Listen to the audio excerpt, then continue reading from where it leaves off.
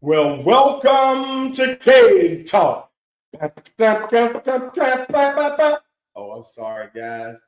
What's up, everybody? Thank you for tuning in to Cave Talk. Hey, we took a break last week. We're excited about you being a part of us. Please go subscribe. Please share. Go tell someone. Listen, Cave Talk is on. It's a time just to share, open platform where we just come and talk. It's a platform where we have no judgment. We share our opinions. And hey, guess what? You can say what you like, and we'll move on from there. I am R. Tiff McCarthy. Thank you. I am a host, still doing what we do, loving what we do, and we're thankful and appreciate who you are. Have y'all hit that like and subscribe button yet? I want you to go do it. Hey, the last couple of weeks have been good. Last couple of weeks been good. We are excited about what we're doing and on this journey. Hey, tonight I'm by myself. I hope y'all ready for this. Have y'all got your hat?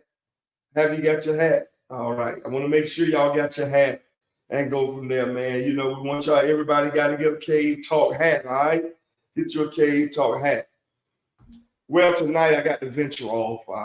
I told y'all we got a part 2 coming up, church versus the club, church versus the strippers. But I got to take a moment, chat and stuff, break down some things, give y'all my input on some stuff. This week, let's talk about Keion Henderson. Everybody's been chiming in. I haven't said much, haven't said anything, matter of fact. But I want to give my take on it. You know, and again, this is a platform where I share what I share. You got every right to a comment, you know, make opinions. Comment, put some notes down there. Drop it. Let me know what you feel. Let me know what you think. Hey, we'll go from there, all right? Check this out. Pastor Keion Henderson, modern day pastor, killing the game. Hey, I don't know him personally. Never met him personally. But hey, guess what? It's a very big contradiction, a very, very controversial video going around.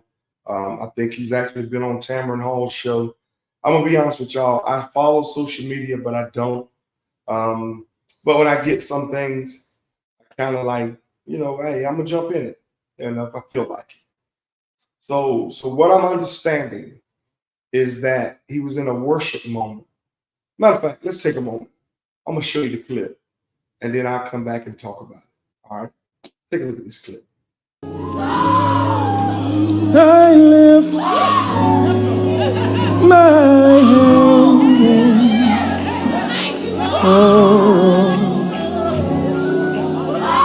Iramasiaka.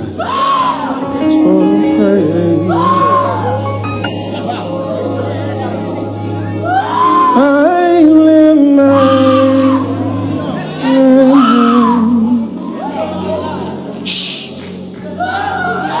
Hey.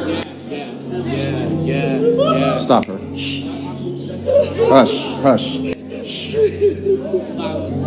Silence in the name of Jesus. I lift my hands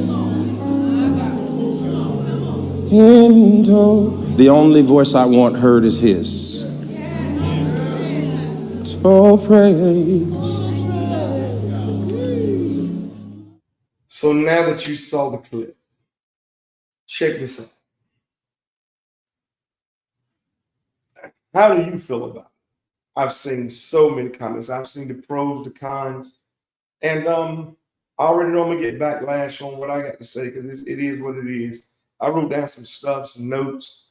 How I want some things I want to try to get across. So if I'm not mistaken, that's what you would call a rebuke. A rebuke. And from what I'm understanding, what the Bible or just a definition of what a rebuke is. A rebuke, and everybody can come up with definitions. You don't have to agree to mine. A rebuke is something of the sort where you're trying or attempting to correct a behavior. Um, or I'm gonna be honest with you, or it's kind of like you're trying to encourage a better behavior. The person that's doing it is it's kind of like trying to, and I feel like they're trying to encourage better behavior. I thought of something else. A rebuke could be where you might be trying to set some boundaries. So when you look at this clip, first thing you got to understand, um, I'm never a pastor or a person that's just condemning anybody. So I'm gonna look at it from both takes, but I'm gonna share my personal experiences and go from there. Um, hey, I've been rebuked before.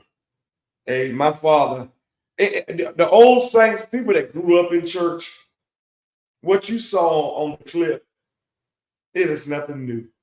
Let's just be real. The people, the churches we grew up, the church I grew up in, the churches are old anyway.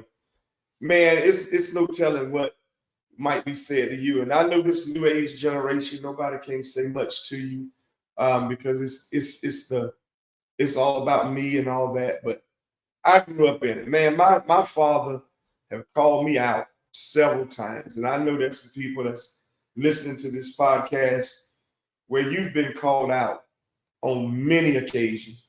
But there's some things I want to address personally. Have I done it? Yeah, I have. And at the end of the day, the reason that Pastor Keion is getting all this hype is because he's a popular pastor.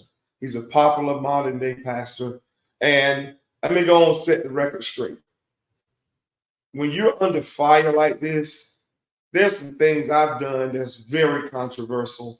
So it's only because it hasn't went viral, because it haven't hit the right hands, or truth is I'm not as big as all these other pastors.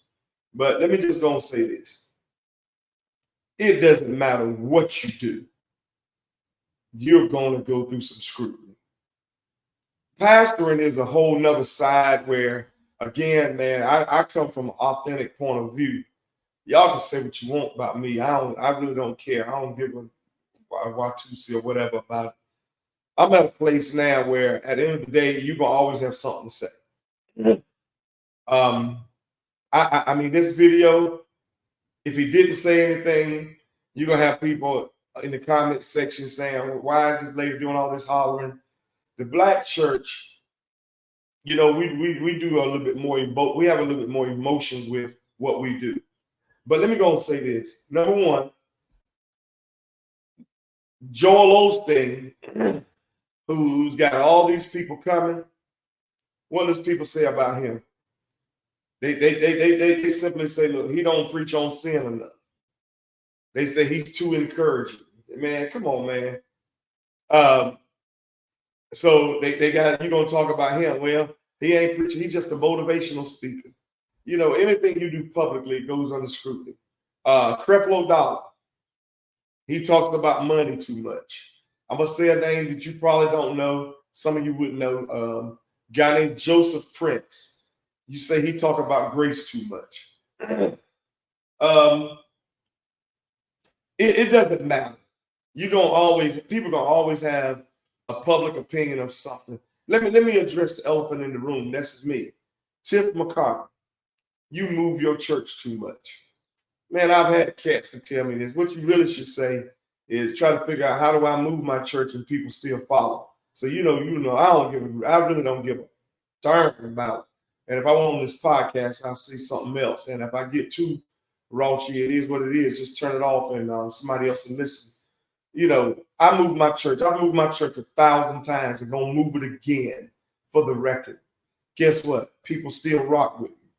Because who's with you and who's for you is for you. Who's against you is against you. They didn't come up with every kind of excuse and this and that. So at the end of the day, it doesn't matter what it is. You know, people gonna have things to say. You look at this video, and I've been listening to comments. I read comments. Honestly, I go to social media, and I hate social media. I'm on social media because I have to do it.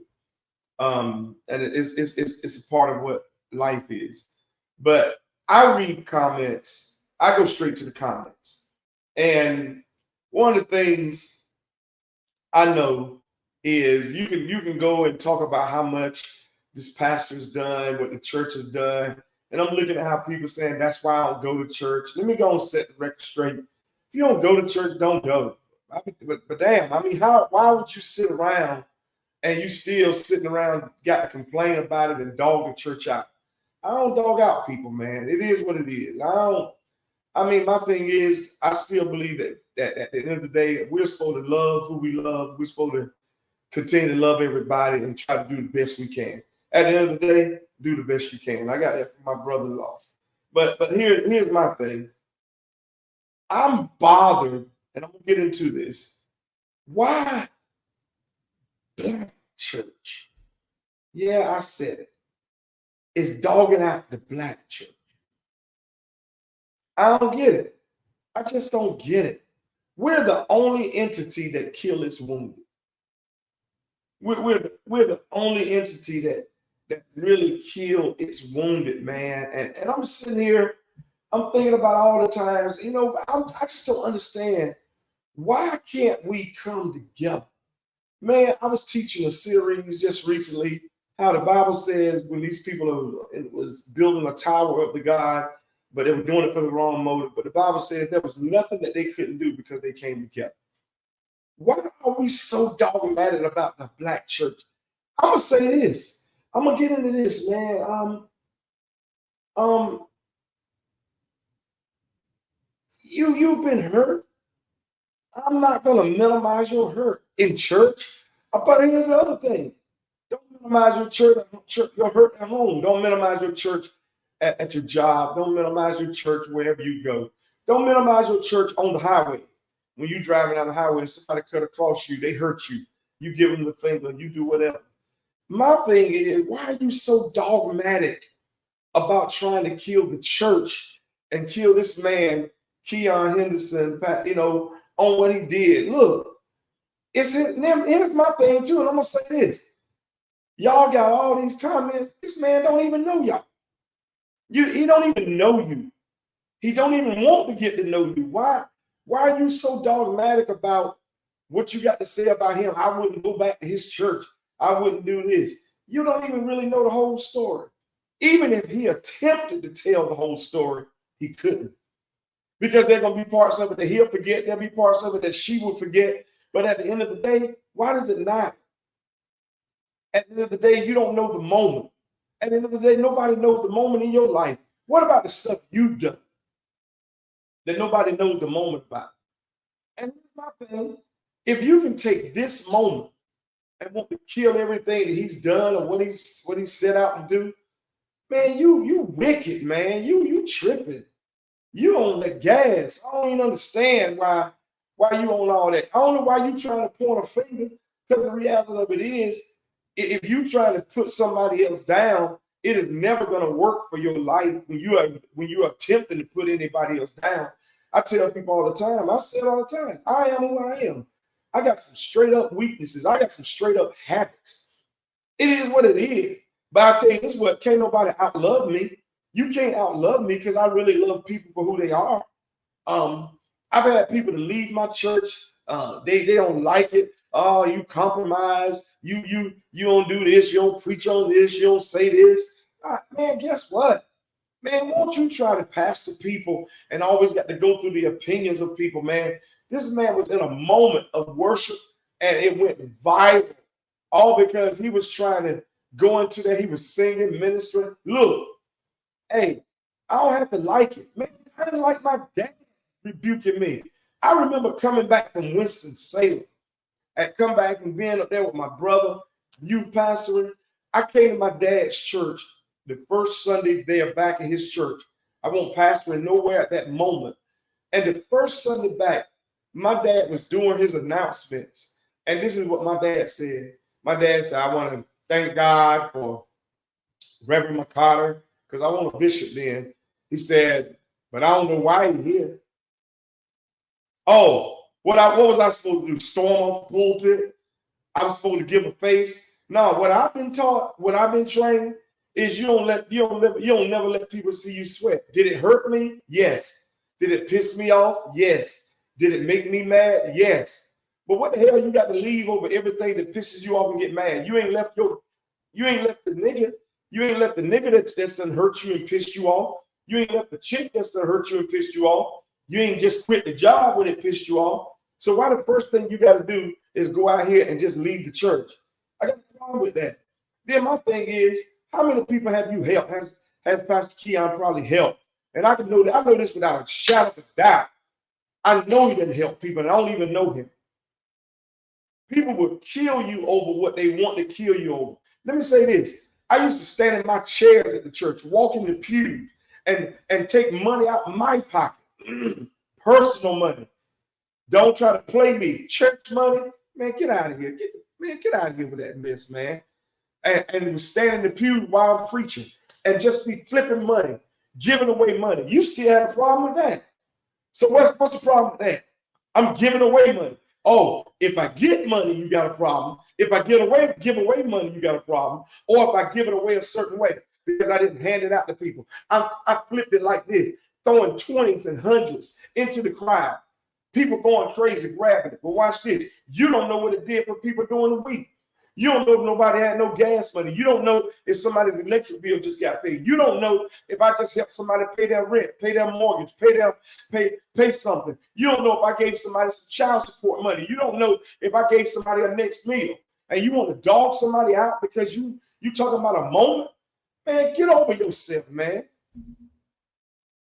This thing, man, I'm serious, man. Shut the hell up. That's where I'm at. I'm going to say that again, and you ain't got to like this podcast. Shut the hell up, man. Well, you always got to try to dog somebody out over something you don't agree with. I'm going to be honest with y'all, man. I mean, there's some things I don't have to agree with, but why is it always about dogging somebody out? Let me tell you this.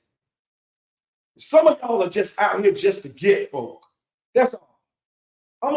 I'm straight up like this. Let me tell you this. You using this just to lash out over some hurt that you went through at another church or something that somebody did to you. And now you use this moment just to try to do some get back. Man, you know that's weak. You meant what I said. That's weak. Because my problem is why you got to go to social media, try to make subliminal messages. If you got something to say it. Say it. It ain't, first of all, here's what you don't even understand. You can't stop nobody's life. What God has for people is going to be for people. You got Donald Trump, the ex-president of the United States. He in court because he paid for some poo-name, some stuff. He in court. Watch this. People still supporting him. He done said stuff and people still supporting him. I ain't got no issue with that. My question is, the first thing the pastor does, or the first thing that the preacher does, you want to start talking about, I'm withdrawing my support. Man, get out of here with that bull, man. I'm so sick of us always trying to kill each other, man. I'm really bothered by that. And I think I'm going to do some of this on a live too, because some people won't ever come to this platform to really check it out. But I'm going to do it on live and say the same thing. Man, get out of here with that, man. You know, anytime the church do something to you, the first thing you want to do is demean the church. Talk about it, dog it out. Oh, I went through so much. And then, like I said earlier, you don't even go no more. Here's what I've always said. Why are you mad with an ex that you ain't with? Truthfully, you must be a woman. You're tripping, man. I mean, why are you still mad with your ex that you're not with? Oh, they hurt you so bad that you can't recover. Man, that's bull. Let me just drop this on you. You can recover from anything. You can recover from anything. And then it's something like I said earlier, some of y'all out here just trying to get people. You just waiting for the moment. And let me say something to pastors. Some of this stuff comes from us. All right? Let's check that moment. Some of this is that you all are jealous of what the man has. You jealous of the fact that you don't have as many members. You jealous of the fact that he's killing the game. Don't hate the player, hate the game, man. Come on, man. And you sitting there hoping for a downfall on somebody else. Man, I wish to God You sitting around waiting for the downfall of somebody else. I know grandmama said, look, if you dig one ditch, you ought to dig two. And I really believe that. You can't hope for the downfall. I know some people that want me to, they want stuff to come out about me. I know there are things out here about me, but it ain't gonna stop me from doing what I'm supposed to be doing, still helping people, call, whatever, man. Say what the hell you want to say, man. But get over yourself when you out here trying to expose people. That's bull. And don't tell me that that's God stuff, because God don't expose nobody. You ain't seen no scripture where God exposed nobody. People expose people.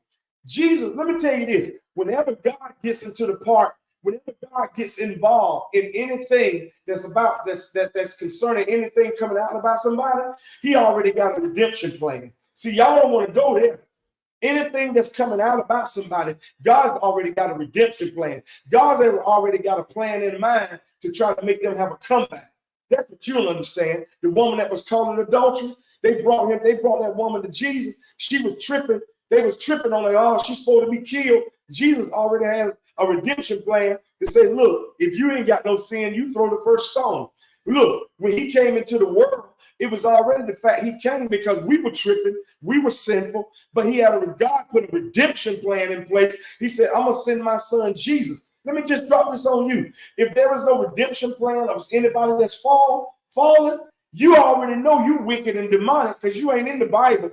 You can't try to play me, because the Bible even said in Galatians, if any man is overtaken in a fault, you that are spiritual, restore him back in meekness. So if Pastor Keion was wrong, you're supposed to restore him back with the spirit of gentleness and meekness, man, and not trying to get on some social media game, some social media to try to get out here to bash the dude and to try to take him out because you want to use that moment to go at some other church or some other person that you got an issue with that you won't take it up with. Man, get out of here with that bull, man. You ain't got it like what I said. Cut this joint off. I'm straight up real about this. Put some comments down about me. Well, I'm gonna tell them about you. I know this about you. I don't care what you think you know. Man, you ain't got no game enough to be trying to expose people, because the reality of it is, if God put a picture of our mind in the world and on the screens and let everybody see what goes on through our minds, yo, come on. Your life just ain't big enough to be exposed. And while y'all preachers really trying to kill another preacher, don't realize you ain't one rumor away.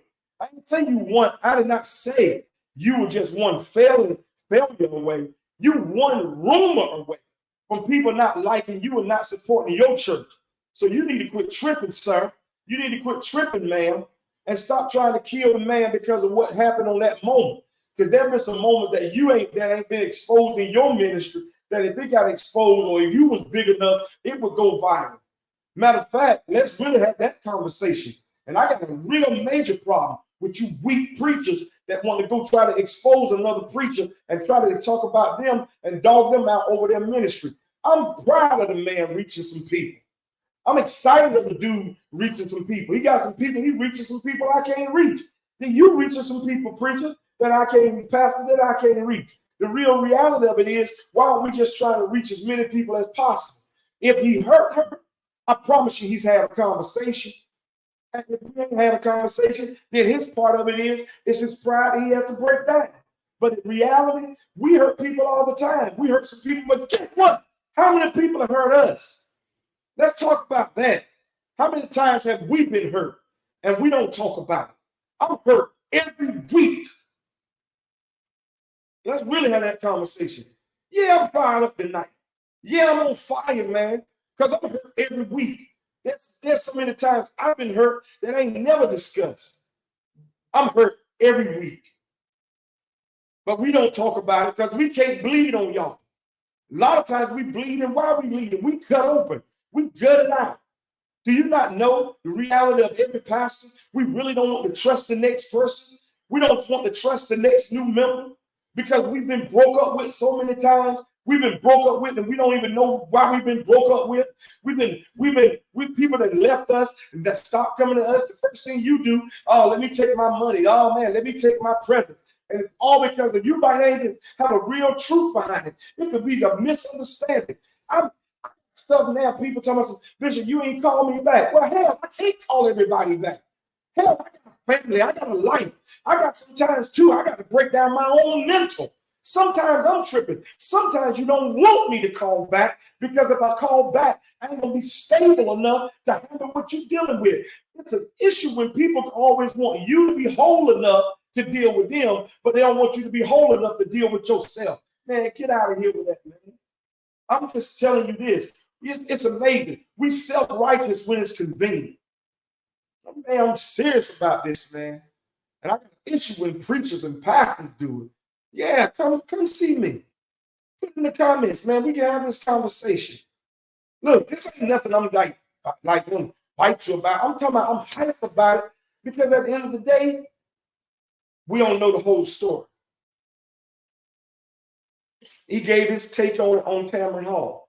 Look, and watch this. Some people said this. Why you go to Tamron Hall? You just promoting yourself. Like if she called you, her producers called you, you wouldn't have went. Let them call me. Like I said a few weeks ago, like you wouldn't have showed up at the P. Diddy party. I would have left before the lights went off because I don't do nothing to stuff like that. But guess what? I would have showed up at the party, would have had my cup in my hand and chilled, would have talked to some people. Hey, we've been networking. So don't try to play me. Like if she hadn't called you, her producers hadn't got in contact with you, like you wouldn't have went on the program. Man, y'all be tripping, man. Tell you, self-righteous in your own, at your convenience, man. I got a problem when it coming from us pastors. Learn how to just support, man. Don't know it all. If he's straight up wrong, if it was a straight up clear moment, guess what? Watch this. He can deal with it. But then here's the next thing. We at the church, we can't even be straight up and real with you because if we're real with you like I'm doing now, I'm too real. I shouldn't say that. You ain't acting like a Christian. You ain't showing Christian-like activity. You can't even show your vulnerability. If I showed you my complete vulnerability, then I lose my anointing in your life. You know what? I'm telling you this, man. Anyway, let me just go and keep talking. Let me move on to this next part. The issue that I run into, we always want to kill image and we want to kill influence. Everybody put those comments in, type those in. We want to kill image and influence. And I'm going to tell you that right there. Tell you this right here. That's demonic. That's just wickedness, man. You want to kill somebody's image or influence. I'm praying for the young lady if she was hurt. Like, watch this. From what I understand, he said he's talked to her before. It's happened before. He's had people to talk to her. Man, there's a lady at my father's church used to holler out. My dad used to say, hush, shh, shh. And guess what? She's still a member. Why y'all hoping people leave? I don't get that, man. I really don't get that. And if you don't go to church, it is what it is. But why are you trying to pull people away of their happy space? Weak, man. Weak. They're just weak, man. I don't get it. Like I tell people all the time, they be like, Bishop, can you counsel us as a couple? You know what I tell them? I'll talk to you as a couple because I don't counsel nobody. Because what I tell you might work, what I tell you work for me may not work for you. You feel me? See? Oh, I'm sorry. I'm not talking like a preacher. I'm talking not talking so solidified. I should have had some of my other real educated brothers up here so they can comment out. But they know this is how I talk to them now. This is how I talk to them. And you want to know what? That's why they call me when they ain't talking to you all, so they can have honest and real conversation that's not under judgment. Why you killing image? Why you trying to kill the influence? You don't know. The fact is that man influencing all those many people to get close to even think about God. Just take a moment to look at it from that perspective. If that lady's hurt, I hope somebody reaches out to her and say, look, I don't believe it was meant to hurt you, because the reality is we as Black folk have an emotional praise. And if you really want to have that conversation, I could really deal with the emotional praise.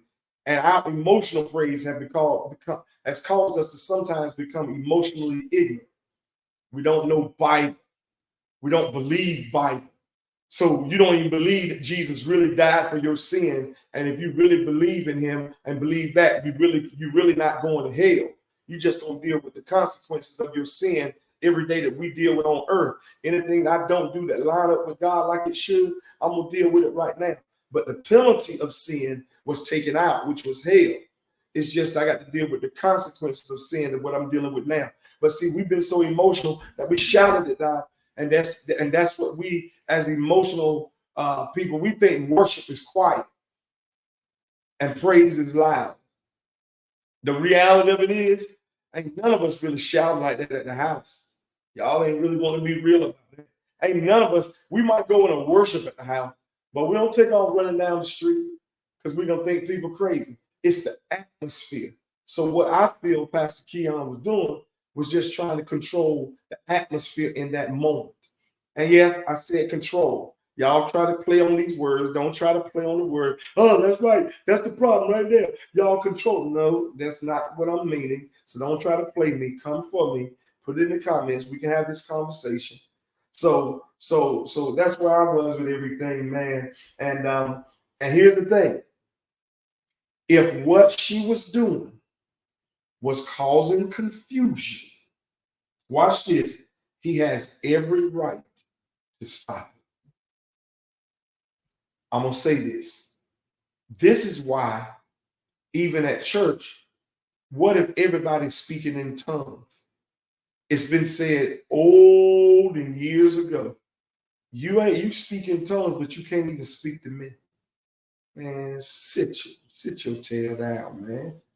If what she was doing was causing confusion, he has every right to stop it. It is the same thing as a judge in court.